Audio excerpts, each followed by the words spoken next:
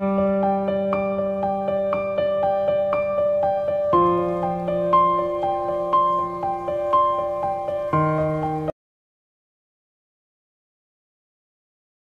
Friends, welcome to my channel. ఈ రోజు మనం ఈ వీడియోలో eternal love of dreams episode 54 ని చూద్దాము. ఇప్పుడు ఎపిసోడ్ స్టార్టింగ్ లోనే ఫెంగ్జు దోంగ్హా జీహెంగ్ కోసమే డెమాన్ లోకానికి వెళ్లాడని తెలుసుకుని బాధపడుతూ మళ్ళీ తన ఊరికి వస్తూ ఉంది. ఫెంగ్జు చించూకి రాగానే తన కోసము షేయన్ గారు ఆ గుహలో వెయిట్ చేస్తూ ఉన్నాడు. దోంగ్హాని మీట్ అయ్యావా, ఏమైంది అని అడుగుతూ ఉంటే తను అక్కడికే వెళ్లారు. పెళ్లికి కూడా అటెండ్ అవ్వకుండా తన జీహెంగ్ ని ఎత్తుకుని అక్కడికి వెళ్లారు. ఇదంతా తెలుసుకోకుండా నేను పిచ్చిదానిలాగా దోంగ్హా కోసం వెయిట్ చేస్తూ ఉన్నాను అనేసి ఫెంగ్జు బాగా ఏడుస్తూ ఉంది.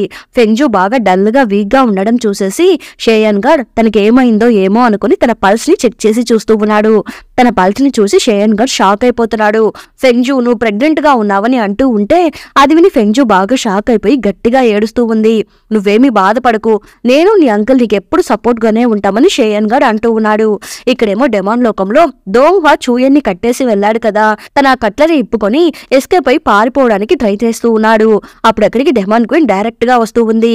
ఇన్ని డేస్ తన నీడని మాత్రమే పంపించేది కదా, కానీ ఈసారి మాత్రము తనే డైరెక్ట్ గా వస్తూ ఉంది. ఎందుకంటే సూయంగ్ తన జీవితంతో కలిపి ఆ రక్తాన్ని భద్రపరిచి ఉంచాడు. కానీ ఇప్పుడు చూయంగ్ చనిపోయాడు కాబట్టి ఆ రక్తపు చుక్కని డెమాన్ క్వీన్ తీసుకుని తన ఒరిజినల్ రూపంతో ఇక్కడికి వస్తూ ఉంది. డెమాన్ క్వీన్ చూయన్ కట్లని ఇప్పేస్తుంది. అది చూసి చూయన్ డెమాన్ క్వీన్ తో నేను ఇప్పుడు ఏం చేయాలని అడుగుతూ ఉన్నాడు. నేను ముందు బాగా ధ్యానం చేసి నా నెగటివ్ ఎనర్జీస్ అంతా బాగా స్ట్రాంగ్ చేయాలి, దానికి నాకు కాస్త టైం పడుతుంది, అంతవరకు నువ్వు ఈ డెమాన్ లోకాన్ని చూసుకో అనేసి చూయన్ కి చాలా పవర్స్ ఇచ్చేసి తన అక్కడ నుండి వెళ్లిపోతూ ఉంది. చూయన్ కి ఇప్పుడు చాలా పవర్స్ వచ్చేసాయి. ఓహో, పవర్స్ వస్తే ఇలానే ఉంటుందా అనేసి హ్యాపీగా ఫీల్ అవుతూ అరుస్తూ ఉన్నాడు. ఇక్కడేమో చీవు ఫెంగ్జు దగ్గర నిజం చెప్పడం కోసము బిహైండ్ సెగ్నింగ్ కి వచ్చి ఫెంగ్జు కోసం వెతుకుతూ ఉన్నాడు.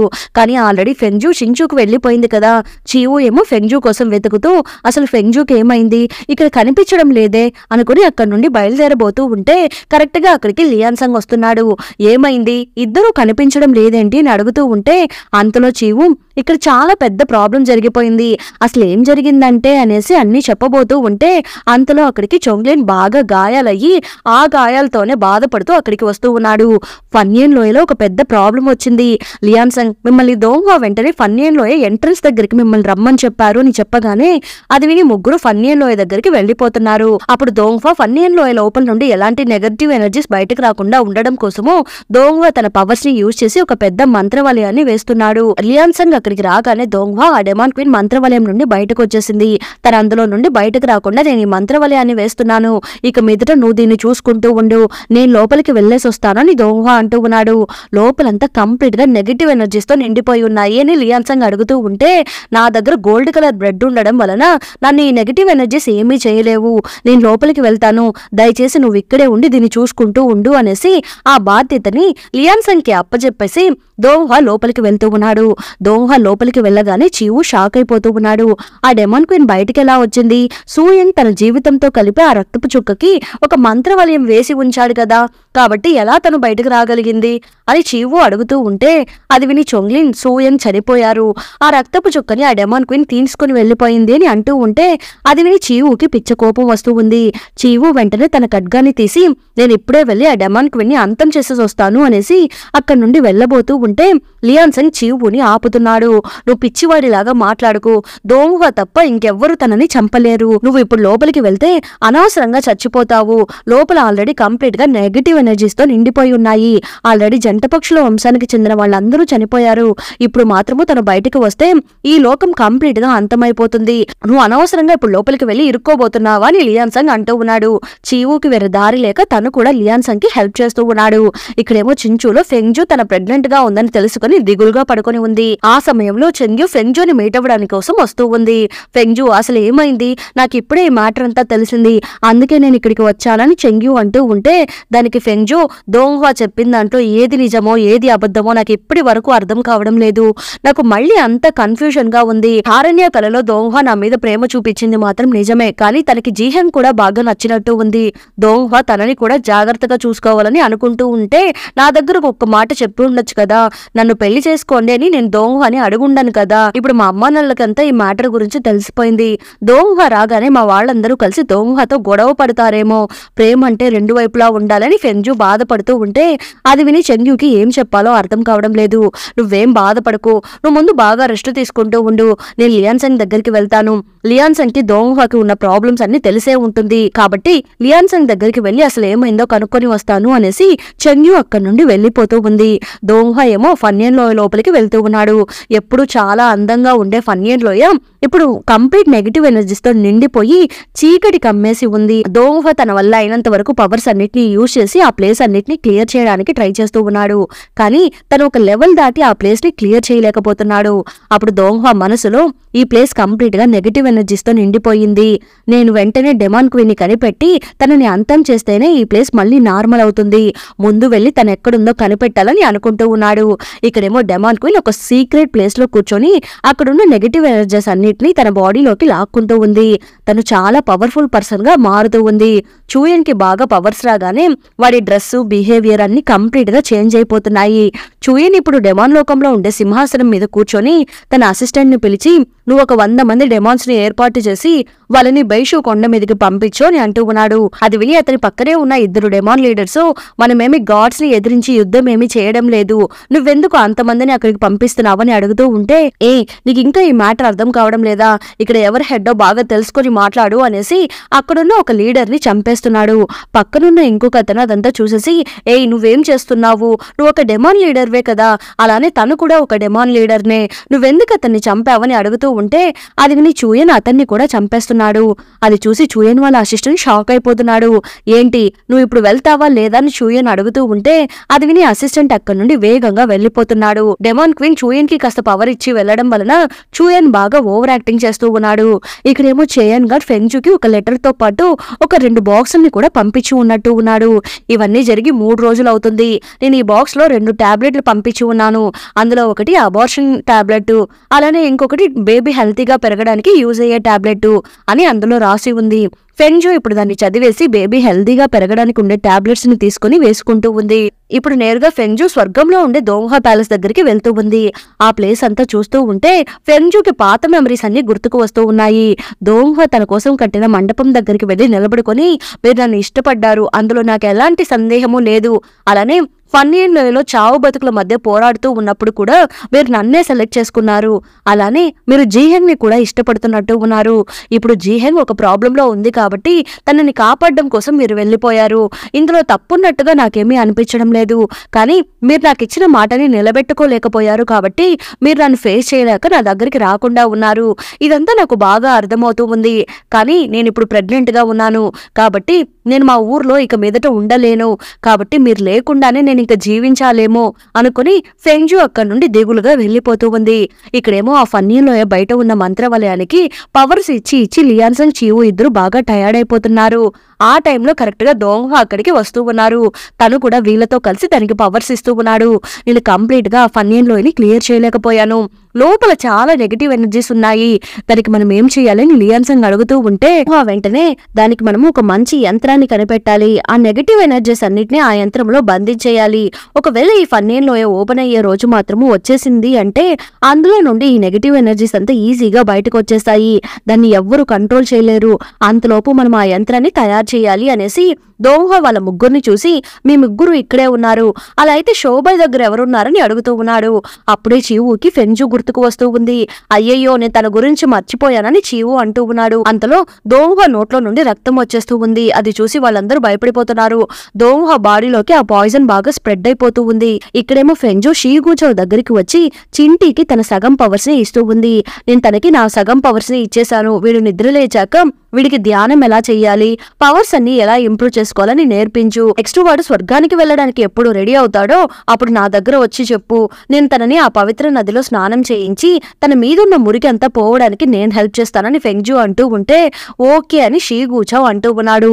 ఇంతకీ నువ్వు ఎలా ఉన్నావని షీగూచావ్ అడుగుతూ ఉంటే నేను బాగానే ఉన్నాను, నేను ఇప్పుడు భూలోకానికి వెళ్ళబోతున్నాను, వెళ్ళొచ్చాక నేను నిన్ను మీట్ అవుతాను అని అంటూ ఉంటే నువ్వెందుకు ఇప్పుడు భూలోకానికి వెళ్తున్నావు అని షీగూచావ్ అడుగుతూ ఉన్నాడు. దానికి ఫెంగ్జు మా ఊర్లో రానైన వెంటనే మేము భూలోకానికి వెళ్లి వెళ్ళి అక్కడున్న కష్ట నష్టాలన్నింటినీ అనుభవించేసి రావాలి. నేనే చాలా రోజుల నుండి భూలోకానికి వెళ్లకుండా డిలే చేస్తూ ఉన్నాను. కాబట్టి నేను ఇప్పుడే భూలోకానికి వెళ్ళబోతున్నాను. ఒకవేళ చింటూ రెడీ అయినప్పటికీ నేను ఇక్కడికి రాలేకపోతే నన్ను పిలవడానికి నువ్వు ఈ మంత్రాన్ని యూజ్ చెయ్యు.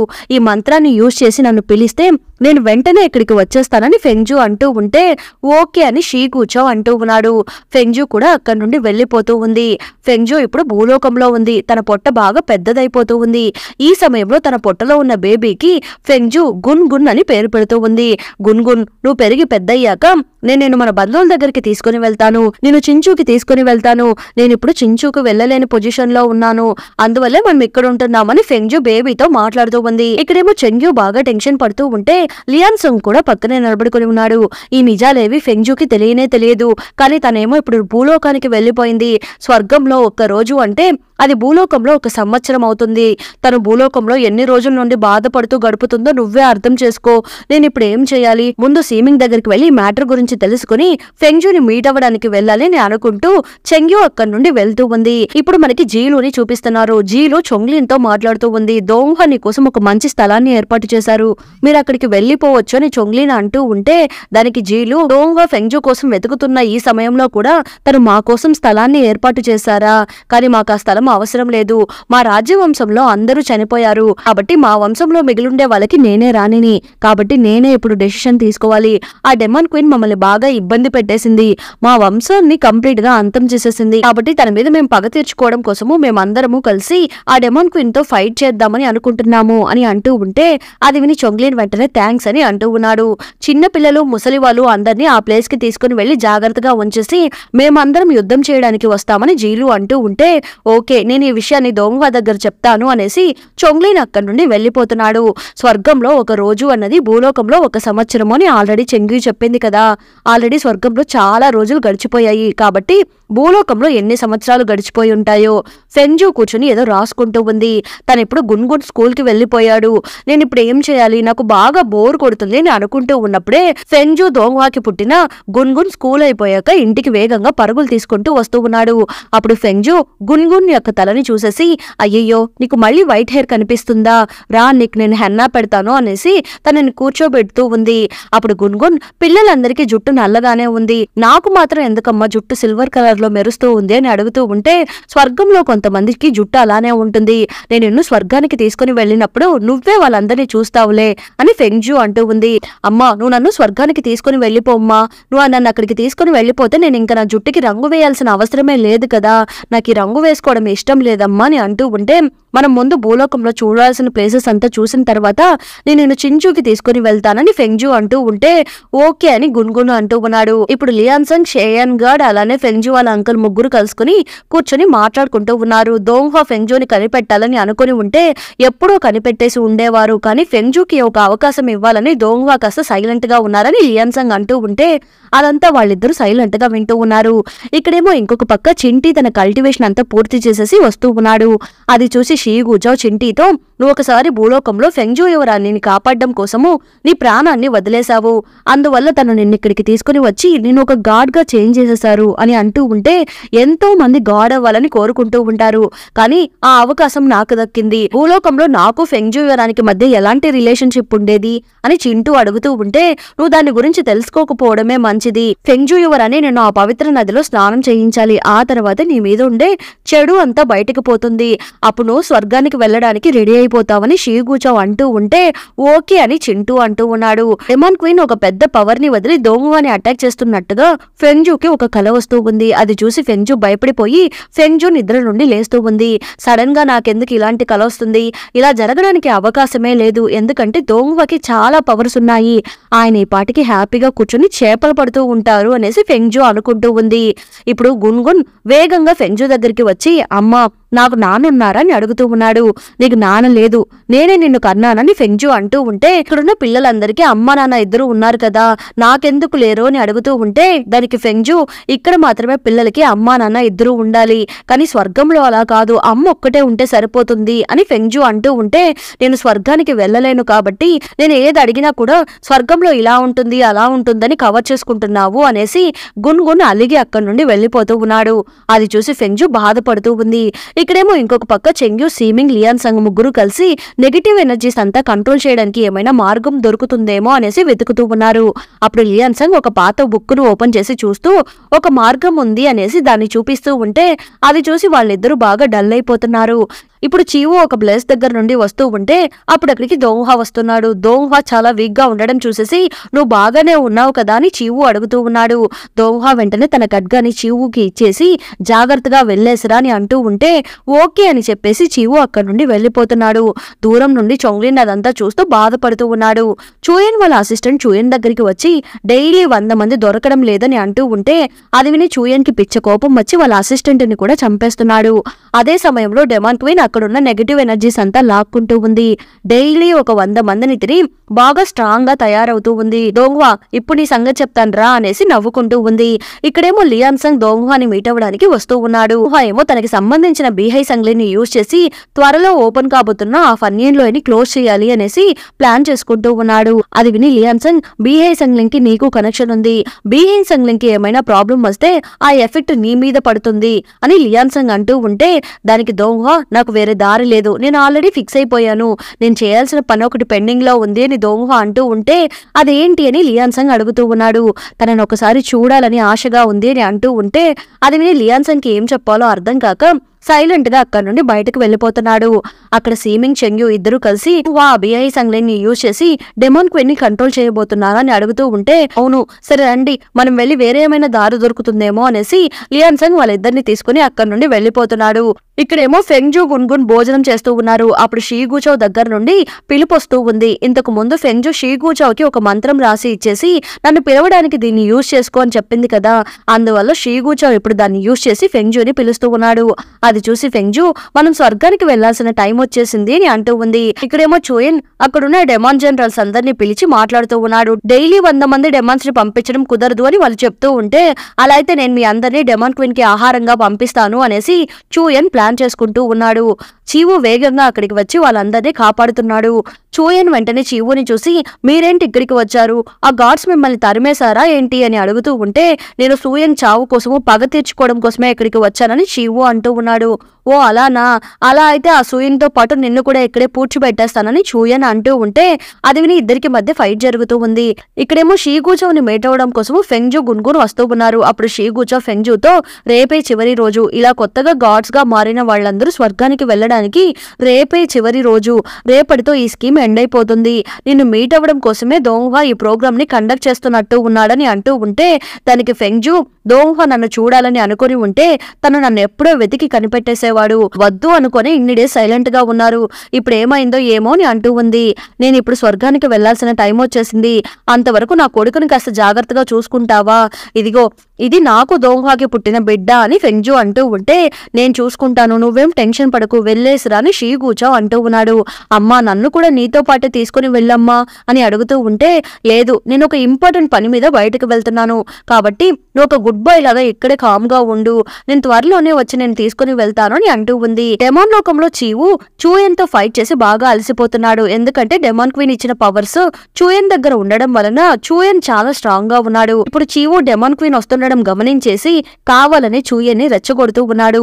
నువ్వు ఇప్పుడు నెక్స్ట్ డెమాన్ కింగ్ అవ్వాలని ట్రై చేస్తున్నావా అని చీవు అడుగుతూ ఉంటే అవును నా దగ్గర ఇప్పుడు చాలా పవర్స్ ఉన్నాయి, అలానే ఇంకో కొన్ని రోజులు ఆ డెమాన్ క్వీన్ కంటే ఎక్కువ పవర్స్ తెచ్చుకొని లీడర్ గా మారిపోతానని వాగేస్తున్నాడు. చూయన్ సడన్ గా తిరిగి చూస్తూ ఉంటే వెనకాల డెమాన్ క్వీన్ వచ్చి నిలబడుకొని ఉంది. నాకు విశ్వాసంగా లేకపోతే నేనేం చేస్తానో నీకు ముందే చెప్పాను కదా అనేసి డెమాన్ క్వీన్ చూయన్ కి ఇచ్చిన పవర్స్ అన్నిటినీ లాగేసుకుంటూ ఉంది. వద్దు వద్దు అని చూయన్ అంటూ ఉంటే అప్పుడు చీవు నా దగ్గర దోంగ్వాకి సంబంధించిన ఒక సీక్రెట్ ఉంది, నువ్వు ఈ చూయన్ ని చంపేస్తే దాని గురించి నేను నీకు చెప్తాను అని అంటూ ఉంటే ఇది విని డెమాన్ క్వీన్ అందరినీ చంపినట్టుగానే చూయన్ బాడీలో ఉండే నెగటివ్ ఎనర్జీస్ అంతా లాక్కొని చూయన్ ని కూడా చంపేస్తూ ఉంది. ఆ సీక్రెట్ ఏంటో చెప్పు అని డెమాన్ క్వీన్ అడుగుతూ ఉంటే చీవు కాస్త పొగరుగా డెమాన్ క్వీన్ ని చూస్తూ ఉన్నాడు. అంతటితో ఎపిసోడ్ ఎండ్ అయింది. మళ్ళీ నెక్స్ట్ ఎపిసోడ్ లో కలుద్దాం. ఈ ఎపిసోడ్ ఎలా ఉందో తప్పకుండా కమెంట్ చేయండి. ప్లీజ్ సపోర్ట్ చేయండి. Thanks for watching.